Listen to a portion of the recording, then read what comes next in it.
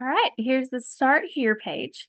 So let's just go over some useful information that you need for really all of your child development classes. So read all the information, not only on this page, but in this whole module. It's going to help you throughout the whole course. You're expected to familiarize yourselves with all information in the module, and you're going to be held accountable for it. So claiming that you didn't know something that was in this module is not an excuse for not knowing it. So please make sure that you have read it. It's highly recommended that you download the Canvas app on your phone and set up notifications so that you'll get reminders about due dates and class announcements and graded assignments. The syllabus will give you important information about the intention of this class and of the learning outcomes, and NACE information, and all college policy information. This is about all of your assignments for classes. This is not a self-paced / correspondence course. It's an online learning community, so please don't expect assignments for the semester to be posted ahead of time so that you can work at your own pace. That would be a correspondence class. That's a whole different type of class through the State Department, and that's not what this is. So please don't expect that to happen. Your instructor sets the pace for the course, and you have an option to look ahead to the weekly modules and maybe see the learning outcomes or objectives for assignments and the list of assignments, but they're not going to be open until we get to that together. The readings might be posted, and if you want to read ahead. So in child development classes, weeks typically take a similar format of textbook reading or posted learning materials, a quiz, 1 or 2 weekly assignments, and often a class discussion. See the section titled Time Expectations for Students of your course syllabus to learn how much time a student should expect to spend per week on a typical college course. And that's not from me. It's not even necessarily, it's put out by Western, but it's typical of college courses everywhere. Assignments have due dates for a reason. Many assignments build on one another, and getting behind can lead to not understanding concepts for future assignments, or it might not leave you enough time to complete steps to projects you're expected to submit by the due date.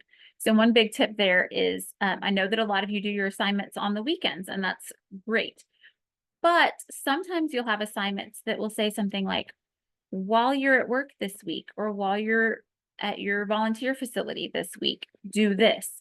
Well, if you put off your homework till Friday night or Saturday and don't even read it before then, you're going to have missed an opportunity. So assignments are posted on Tuesdays. Make sure that you at least, even if you don't have time to work on anything, pull it up and see what lies ahead for the week so that you can plan accordingly.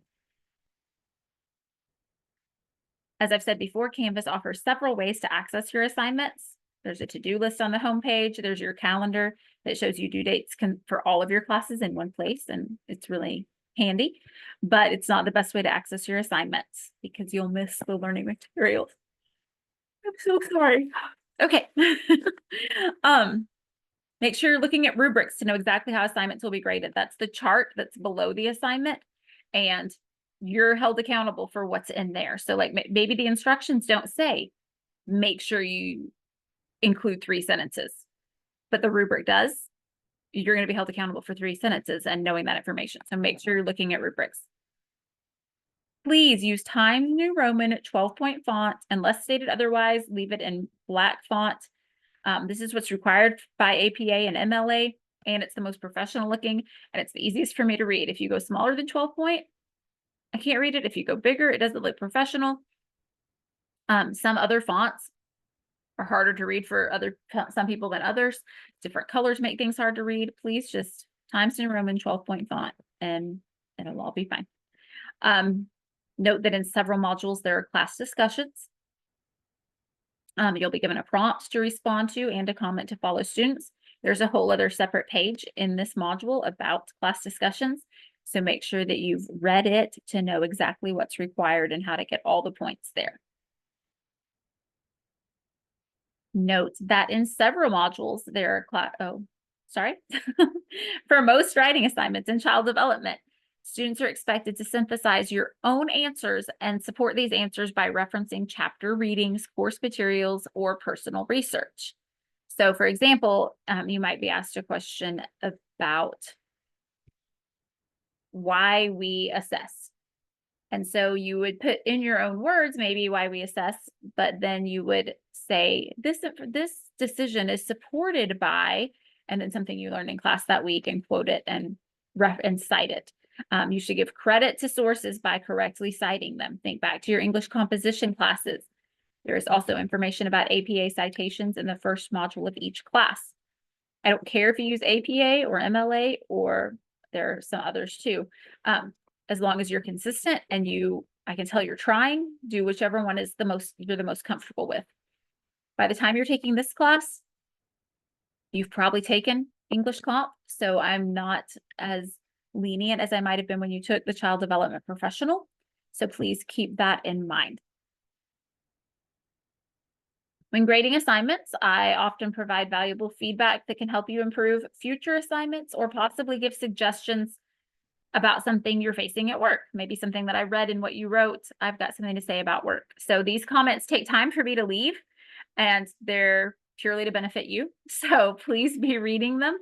I'm expecting that. So please be reading them. You can check them by opening graded assignments on the grades page and reading comments. Sometimes comments tell people that I can't grade their assignment for some reason, that I need more information. It might be like maybe you accidentally uploaded the wrong document, or maybe it's not in a format I can read.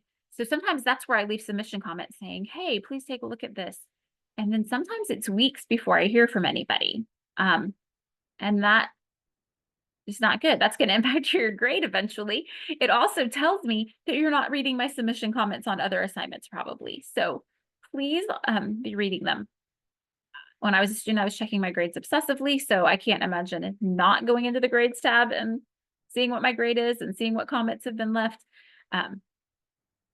So just please do that. Except in the case of assignments that will be included in your Child Development Professional portfolio, you're not expected to make corrections that I recommend on your assignments, just to learn from them.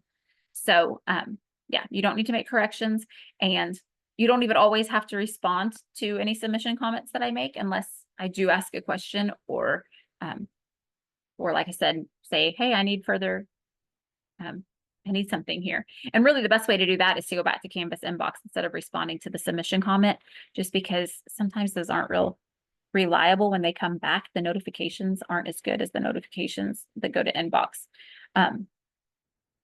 So just keep that in mind. Class announcements. Read them on a regular basis. For a class that does not meet in person, this is the instructor's only way of reaching students. Students are held accountable for any information posted as a class announcement. It's recommended that you download the Canvas app to your phone, as said before, and set up notifications. So this is the only way I have to communicate with you. So not reading your class announcements to me is no different than not showing up to an in-person class, or showing up and playing on your phone where I can see it and not listening to the instructor or something like that. Read the class announcements. They're the only way I can tell you things. Class communication. Between Canvas inbox or email, Canvas inbox is preferred for classes. It just makes more sense. When you use Canvas inbox, it's going to automatically tell your instructor which class or section that you're in. And that's really handy for all your instructors. You might be in an English comp class of a teacher who's got 6 sections. Well, she might not know which one you're in. So that helps a lot. As for me, yes, I get to know you all because I have you 5 or 6 times, but because I have you 5 or 6 times, I can't always remember which class you're in at a time. So when you message me, it's really good to know which class you're in and not have to go into your schedule and look up which class you're in right then. So please, Canvas inbox does that for you. If you email me, you'll have to remember to tell me. Please include a subject line when you use Canvas inbox or email, either one. Just because that gives me a little bit of information maybe about how urgent it is, what I need to it's always good and professional to leave a subject line. So get in the habit of that. Please use good grammar in your messages. Use capital letters at the beginning of sentences, punctuation at the end, capitalize the word I, and so forth. If you choose to use email instead of Canvas Inbox, use your WOSC email account. This is for all school correspondence. You should be using it. This helps you get in the habit of checking it. So many times I have students miss valuable information about classes, about your scholars information, about lots of things because you're not checking your WOSC email account. So just get in the habit of using that.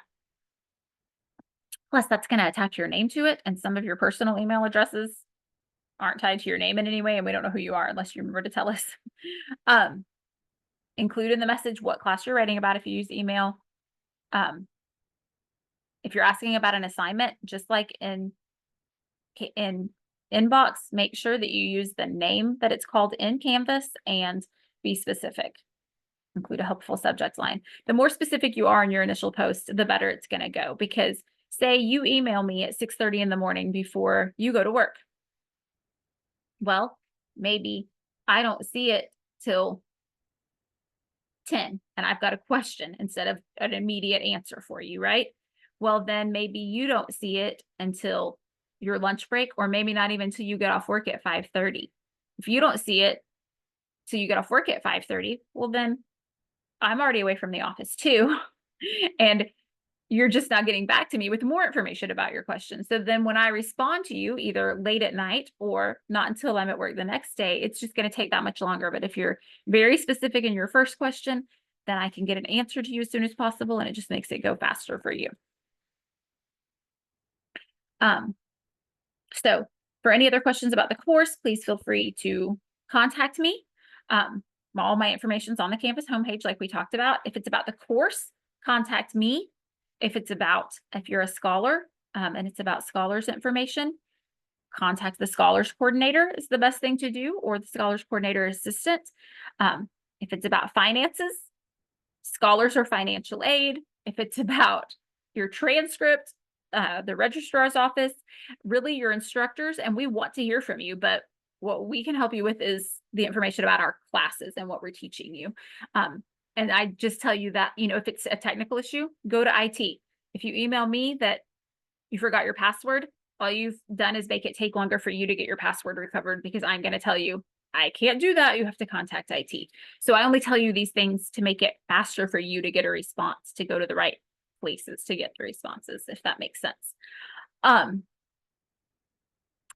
Not that I don't want to hear from you. I like hearing from you, and you should, your instructors want to hear from you. If you've got questions, reach out to them. That is literally what we're here for. So please reach out about questions about the class and so forth.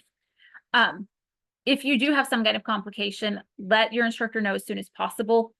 If you're having problems, if something's going on, the sooner they know, the better. Putting it off until it's too late to ask too late is rough. So if you need help, ask for it as soon as you can. We really want you to do well. Stay motivated and do good work. You've got this. You're doing great. Everybody's proud of you for being in school and for taking that next step in your career. So please, reach out if you have any questions. I look forward to seeing you in the Zoom and throughout the semester.